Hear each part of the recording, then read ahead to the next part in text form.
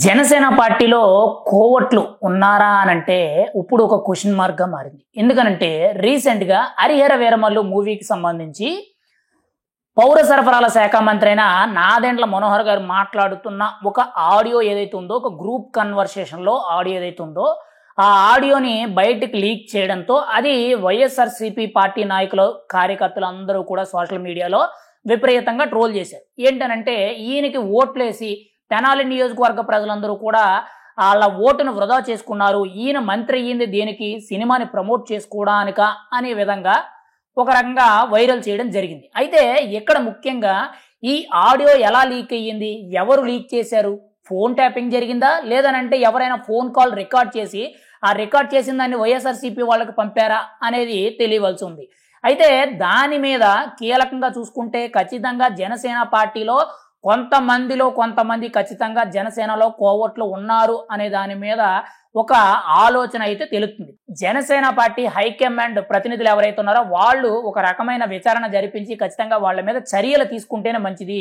ఎందుకనంటే ఈ ఒక్క విషయంతో ఇక్కడ వదిలేస్తే రాబోయే రోజుల్లో పార్టీ ఎదుగుదలకు సంబంధించిన ఇంటర్నల్ మీటింగ్ సంబంధించి కానీ ముఖ్యంగా కీలకమైన సమాచారాన్ని బయట పెట్టే అవకాశం ఉంది. కాబట్టి ఇటువంటివన్నీ కూడా కట్టడి చేయడం మంచిది. ఇక్కడ నాదెండ్ల మనోహర్ గారు ఆ సినిమాని ప్రమోట్ చేసుకోవాలి, మన సినిమాని మనమే ప్రమోట్ చేసుకోవాలి, మన అధినాయకుడి సినిమాని మనమే ప్రమోట్ చేసుకోవాలి, అందరూ కూడా సెలబ్రేషన్లు చేసుకోండి, అన్నదానాలు చేయండి, ఆర్థిక సహాయాలు చేయండి, ఎవరికి తోచినంత వాళ్ళు మంచిగా సెలబ్రేషన్స్ చేసుకోండి అనే విధంగా ప్రోత్సహించడం జరిగింది.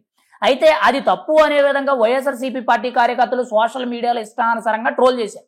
అయితే దాని మీద కూడా నిన్న పౌర సరఫరాల శాఖ మంత్రి అయిన నాదెండ్ల మనోహర్ గారు మాట్లాడుతూ ఒక క్లారిటీ అనేది ఇవ్వడం జరిగింది. మీడియా ముఖంగా ఆయన మాట్లాడుతూ, మా పార్టీ అధ్యక్షుడు పవన్ కళ్యాణ్ గారు ఆయన సినిమా వచ్చినప్పుడు మా పార్టీ కార్యకర్తలు, మా పార్టీ నాయకులు మేము సపోర్ట్ చేసుకోవడం మానేసి, మేము ప్రమోట్ చేసుకోవడం మానేసి వైఎస్ఆర్సీపీ వాళ్ళ సినిమాలు మేము ప్రమోట్ చేద్దామా, మాకేం అవసరం, మా నాయకుడు మా ఇష్టం మా సినిమాలు అని చెప్పి ఒక క్లారిటీ అనేది ఇవ్వడం జరిగింది. ఎందుకనంటే ఇప్పుడు మన అనుకున్న మనుషుల గురించి మనం ఏదైనా చేస్తాం. మా పార్టీ అధ్యక్షుడు కాబట్టి, మా పార్టీ నాయకుడి సినిమా వచ్చింది కాబట్టి మేము ప్రమోట్ చేసుకుంటున్నాం. పోనీ అదేమైనా కమర్షియల్ సినిమానా లేదనంటే అదేమైనా వేరే సినిమానా, ఒక చరిత్ర కలిగిన సినిమా, ఒక ధర్మం కలిగిన సినిమా, అటువంటి సినిమా గురించి ఖచ్చితంగా ప్రమోట్ చేయడంలో తప్పే ఉంది. ఇక్కడ వైఎస్ఆర్సీపీ నాయకులకి ఏది చేసినా తప్పే. ఇప్పుడు వాళ్ళు మా సినిమాలు ప్రమోట్ చేసినట్టు మేము వాళ్ళగా ప్రమోట్ చేయం కదా, మా హీరో మా పార్టీ అధ్యక్షుడు కాబట్టి మా సినిమాని మేము ప్రమోట్ చేసుకున్నాం, అందులో తప్పే ఉందని చెప్పి నాదెండ్ల మనోహర్ గారు చాలా క్లారిటీగా మాట్లాడడం జరిగింది.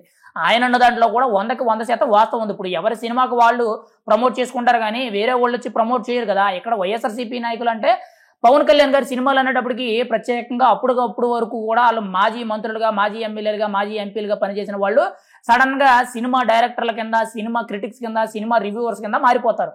మనకి ఉదాహరణగా చూసుకుంటే పేరు నాని గారు, నంబటి రాంబాబు గారు, ఇంకా చాలా మంది ఉన్నారు. ఒకరు ఇద్దరని కాదు, ఏకంగా ప్రతి ఒక్కరు కూడా పవన్ కళ్యాణ్ గారి సినిమాకి రివ్యూలు చెప్పుకునేవాళ్ళు.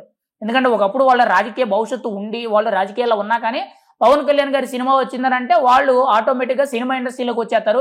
సినిమా ఇది బాగాలేదు, సినిమా ఇది బాగాలేదు, cinema utter flop, cinema flop, ఈ 3-4 ముక్కలు తప్పితే సినిమా సబ్జెక్ట్ ఏంటి, సినిమా స్టోరీ లైన్ ఏంటి, అసలు దేని మీద ఈ స్టోరీ లైన్ అంతా కూడా బేస్ అయ్యింది, ఎవరు మెయిన్ క్యారెక్టరైజేషన్ చేశారు, ఎవరు యాక్టింగ్ బాగుంది, ఎవరు యాక్టింగ్ బాగాలేదు, అక్కడ మెయిన్గా బీజిఎం బాగుందా లేదంటే ఎలివేషన్ బాగుందా అండ్ బ్యాక్గ్రౌండ్ సినారియోస్ బాగుందా, ఇటువంటివన్నీ కూడా క్లైమాక్స్, ప్రీ క్లైమాక్స్, ఇటువంటివి ఏమీ మాట్లాడరు.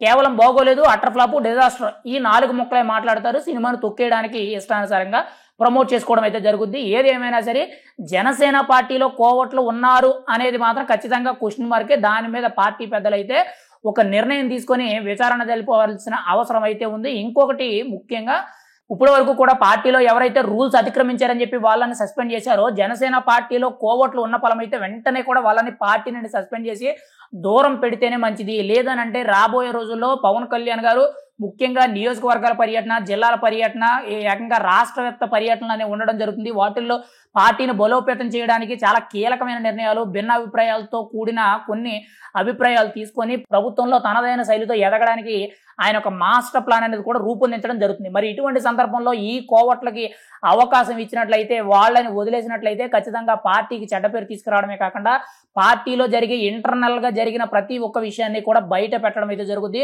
పార్టీని దెబ్బతీయడం అయితే జరుగుద్ది.